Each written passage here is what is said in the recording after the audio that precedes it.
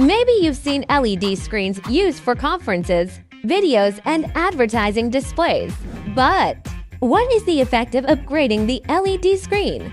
Unlike regular displays, when visitors can touch the LED or interact with the exhibits through creative installations, they change from passive recipients to active participants.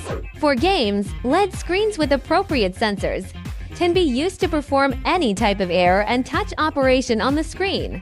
In the event, LED is no longer merely a playback device for displaying regular advertisements. Instead, it becomes a leading attraction tool with sensors and rich interactive content, allowing more people to actively participate in the advertising campaign. For art displays, interactive LEDs can bring artworks to life, allowing virtual digital art to collide with people in reality, resulting in a unique art form. So how can I upgrade my LED screen?